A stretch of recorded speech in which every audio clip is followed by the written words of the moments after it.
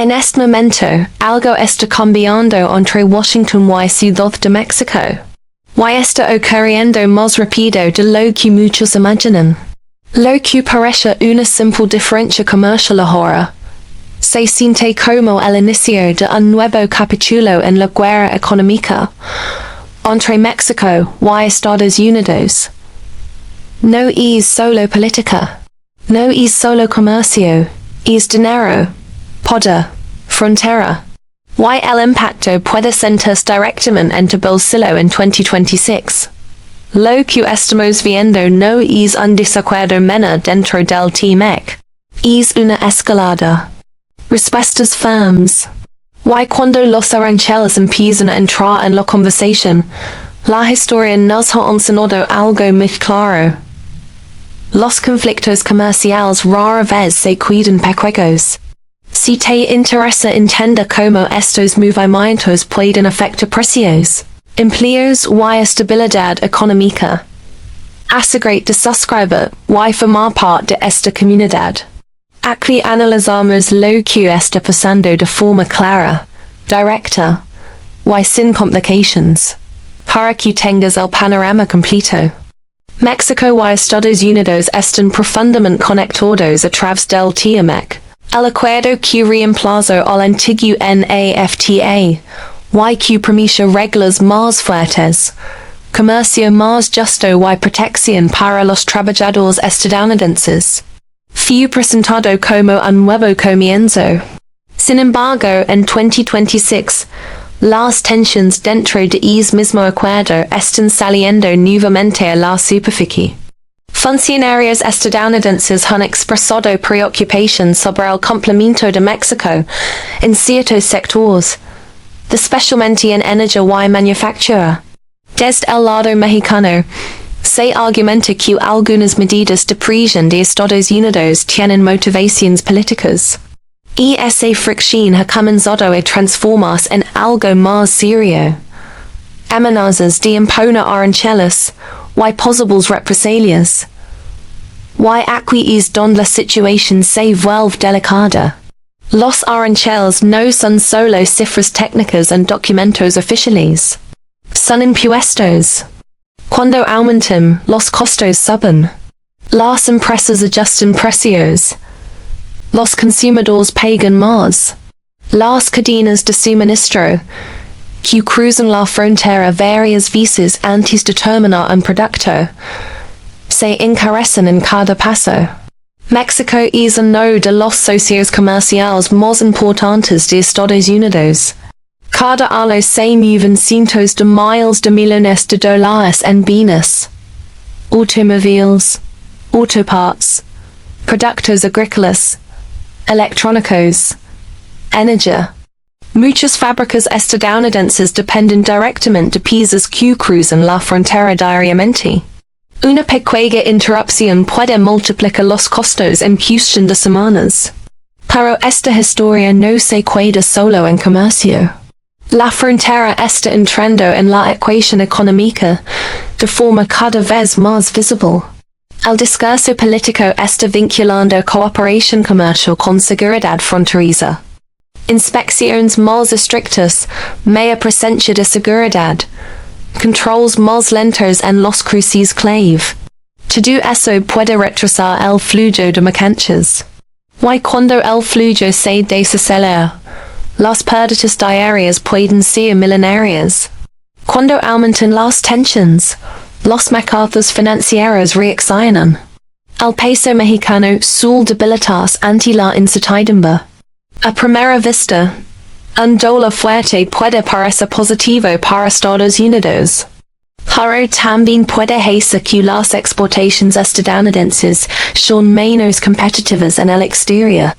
Además, la volatilidad cambiaria genera nerviosismo en inversionistas y empresas que operan en ambos lados de la frontera. Si el peso se debilita de forma significativa, México enfrenta presiones internas.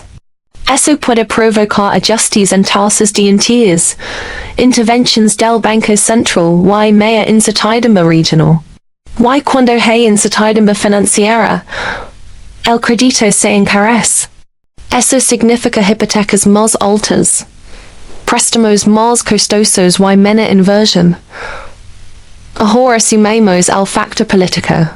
El nombre de Donald Trump vuelve a estar en el centro del debate económico. Durante su administración anterior utilizó una estrategia agresiva de negociación comercial. Sus críticos advierten que ese estilo genera inestabilidad a largo plazo. En 2026, con el tema migratorio y comercial nuevamente en discusión, la opinión pública se divide. Pero aquí surge una pregunta importante. ¿Por qué ambos países arriesgarían una escalada si sus economías están tan entrelazadas? Porque la política interna pesa tanto como la lógica económica. En México, resistir presión externa fortalece la imagen de soberanía nacional. En ese equilibrio delicado, retroceder puede percibirse como debilidad. Y así comienzan muchas guerras comerciales. No necesariamente por deseo de conflicto, sino por políticamente nadie quiere dar el primer paso atrás. Dejen preguntar algo. ¿Crees que imponer más aranceles realmente protegería empleos estadounidenses a largo plazo? ¿O terminaría elevando los costos para las familias? Si la escalada continúa, sectores como el automotriz podrían ser los primeros afectados. Muchas autopartes cruzan la frontera varias veces antes de convertirse en un vehículo terminado. Cada cruce con arancel implica un costo adicional acumulativo. Eso podría reflejarse en precios más altos en concesionarios estadounidenses. La agricultura también está en juego. Los agricultores estadounidenses exportan grandes volúmenes a México.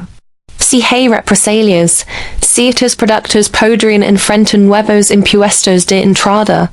El sector energético es otro frente silencioso. Las disputas sobre políticas energéticas dentro del marco del T-MEC podrían activar mecanismos formales de resolución de conflictos. Y esos mecanismos pueden terminar en sanciones comerciales concretas. Mientras tanto, la percepción de militarización o endurecimiento en la frontera envía una señal poderosa a los inversionistas. Incertidumbre. Y la incertidumbre frena decisiones. Las empresas retrasan expansiones. Los contratos se revisan. Los proyectos se congelan. Algunos analistas señalan que esta escalada es una estrategia de presión previa a una nueva negociación. Otros piensan que estamos ante el inicio de una reconfiguración económica más profunda en conversaciones informadas son clave en momentos como este. Ahora volvamos al punto clave. ¿Hasta dónde puede llegar esta tensión? Las economías de Estados Unidos y México están demasiado conectadas como para ignorar las consecuencias. Grandes corporaciones tienen inversiones multimillonarias en ambos lados de la frontera. Hay incentivos fuertes para evitar un conflicto total. Pero también hay incentivos políticos para mantener un tono firme. En el corto plazo, será importante observar los precios, las declaraciones oficiales, y los movimientos del dólar y el peso. En el mediano plazo, habrá que vigilar si se activan mecanismos formales de disputa dentro del T-MEC. Este momento se siente diferente por combina comercio, seguridad fronteriza, narrativa política y volatilidad financiera al mismo tiempo. Es una mezcla que puede acelerar decisiones y amplificar efectos. La gran incógnita es si prevalecerá la negociación o la confrontación. Estamos ante un simple pulso temporal que terminará en ajustes y compromisos. Estamos viendo el comienzo de una confrontación económica más prolongada que podría redefinir la relación entre México y Estados Unidos durante la próxima década. Lo que ocurra no solo afecta a líderes políticos, afectará a trabajadores en fábricas estadounidenses, a agricultores, Apequegas empresas que dependen de importaciones y exportaciones, y a familias que sienten cada aumento de precio. Las guerras comerciales no siempre comienzan con anuncios dramáticos. A veces empiezan con advertencias, inspecciones más lentas, movimientos de divisas y discursos que parecen rutinarios hasta que dejan de serlo. La pregunta no es si existen tensiones. Es hasta donde se permitirá que crezcan.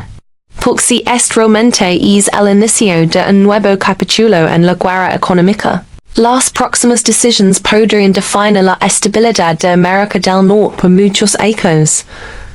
¿Qué opinas? ¿Habrá un paso atrás antes de que el daño se mea? ¿O la escalada ya es inevitable?